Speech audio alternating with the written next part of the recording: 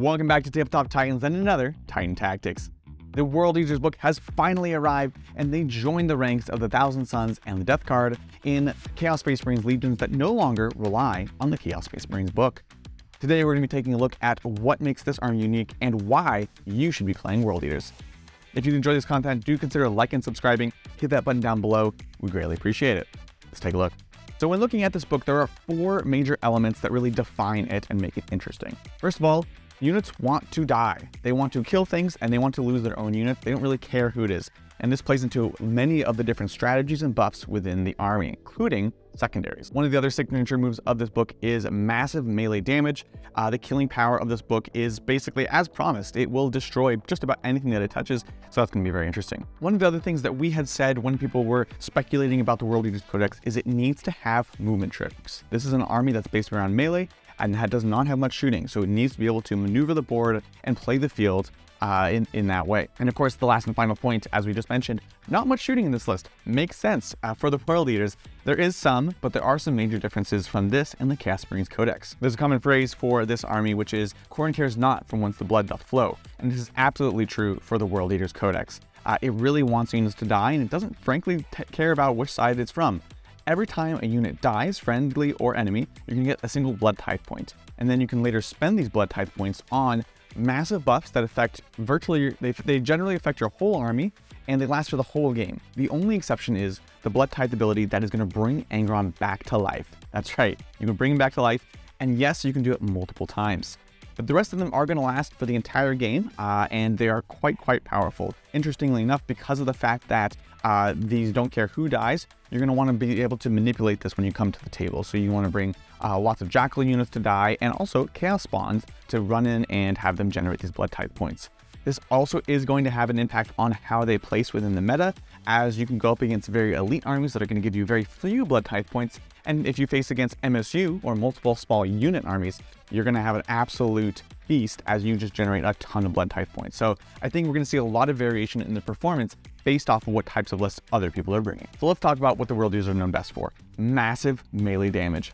Their main troops, the Berserkers, of course, have an AP2 weapon, which, with the Blood Tithe ability, you can take up to AP3 base, plus all their special weapons. There's a ton of AP in this army, and with Armor of Contempt being gone, they are absolutely going to shred power armor. It's exciting. There's also a number of ways of boosting damage. There's just a regular strat for +1 damage on a unit. Absolutely devastating, and look, 2 damage Berserkers, 3 or 4 damage on some of these other elite units is really spicy. Additionally, they also have access to a stratagem for mortals to wound. 6 to wound will do mortal on top, and they actually do have enough attacks that they can reliably generate about 6 mortal wounds. So this is fantastic if you're dealing with those tough matchups where your AP just isn't enough. They have a number of other tricks, including a stratagem to fight on death, so you're still going to be able to get your value out of your units. And of course, the signature model Angron is absolutely absurd in melee. He will shred anything he touches. And frankly, even Khorne and Lord Invocatus are also beasts in and of their own right.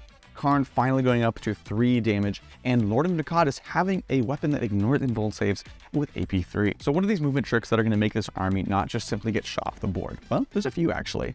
I think chief most among them for me is the Lord Invocatus. He's going to grant additional movement to your core units around him, as well as having a bespoke warlord trait that gives 2 core units a pregame move. Now this move is based off of your normal movement speed, so it's going to be particularly good for the 8-bound, which move 9 inches forwards, and then can move another 9 inches in the first turn. Being 18 inches forwards before your first turn charge is pretty amazing. So I think he's going to be essential to some of these movement tricks that we're seeing. There's also several ways of having units move when they get shot at. Nothing like punishing opponents for doing what they want, right? Berserkers can move at the end of the phase in which they lost at least 1 model, and 8-bound can receive the same if you're running the alternate build that's based all around 8-bound. So pretty exciting stuff there. Of course, there are also a number of ways of helping with those charges, those long bomb charges of coming in from reserve earlier, as well as a Banner of Blood style stratagem to help those units with icons get into combat. And last but not least, there's some ways of actually holding your opponent in combat. One guy holds, the other person punches. Angron has the ability to prevent fallbacks near him, as well as the Exalted 8-bound on a 4+. Of course, World Eaters not really known for their shooting, so it is worth noting they don't have much of it. The Obliterators, the Havocs, the Bikes, all classic shooting units for CSM, have not been ported over to the World Eaters Codex. You do still have interesting things such as the other demon engines other than the Venom Crawler, so that is where the majority of your shooting is going to be coming from. However, Terminators, for example, are well known for bringing a ton of bolter shots as well as potential melta and plasma, I think are less interesting in this book in general, as they perform a similar role to the 8-bound, who frankly for 5 points more are faster, killier, have a higher toughness, and so I think they're going to maybe synergize a bit better with this army. So even the shooting units that are good shooting units, we're going to see less of in this army. So, plan accordingly and get in there. So with these 4 things in mind, what do we expect to see in World Eaters lists moving forwards? Well, I think there's a few elements. As we mentioned, MSU is possible. You want to have a number of small units to generate your extra blood type points.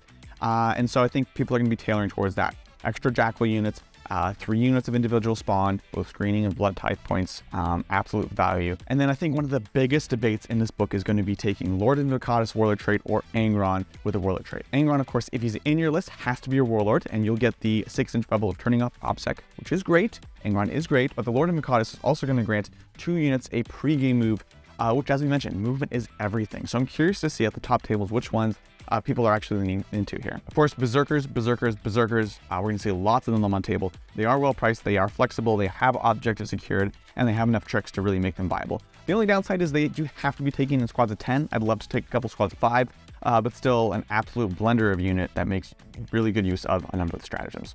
And then the last thing to consider, there is an alternate build for the army, kind of an Army of Renown-ish, where you have to take Angron, as well as you can only take demon units other than the Land Raider.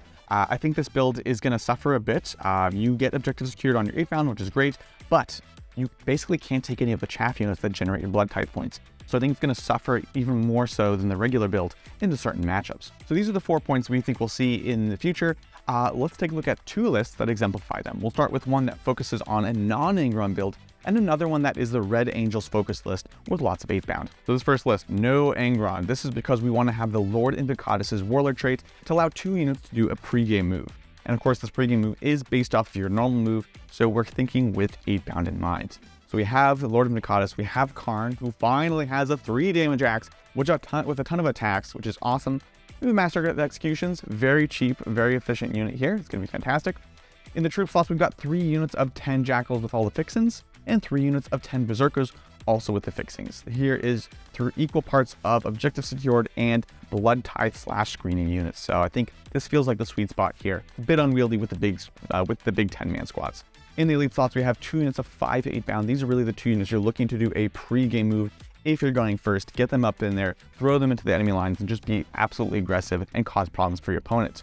Accompanying them, we do have a single 3-man exalted 8-bound squad. I think, again, the 3-mans are absolutely worth it after you've looked at really where there's other bigger buffs going. So we've already established we want to have the 2 5-mans, 1 3-man, still great value for 135 points. They're great. Fast attack, 3 single chaos spawn. This is going to be common in a lot of lists, I think. Just, again, screening, blood type points.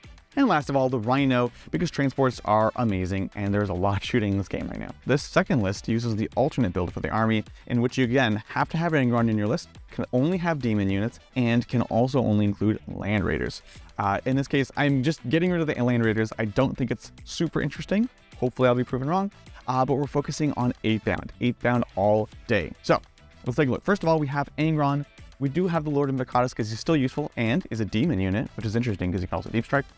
We've got a Demon Prince with wings, a bit pricey, but again, not many choices left in this book. And I think he's going to be interesting for giving buffs and just being a mobile beatstick. And then you can see we're focusing on elites in this list. We have 3 units of 8-bound, 2 5-mans, 1 4-man, and 3 units of 3 exalted 8-bound.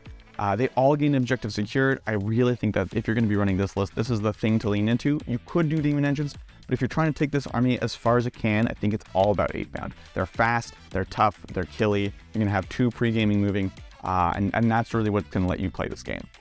Last but not least, we have 2 Helldrakes. I think this is essential. This list is going to struggle into armies that don't have lots of MSU.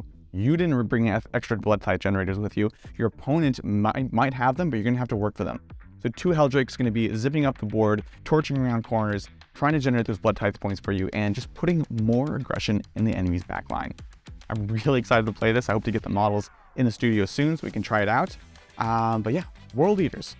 They don't care who dies. They just want them to die. They have lots of melee capabilities. They have lots of movement tricks, which they needed. And there's not much shooting, which of course makes sense. Overall, very excited for this book. Let us know in the comments below what you're looking forward to playing with and against, and if you have any cool lists in mind. That's going to be it for me, y'all. I'll catch you guys next time on the Tabletop. Bye.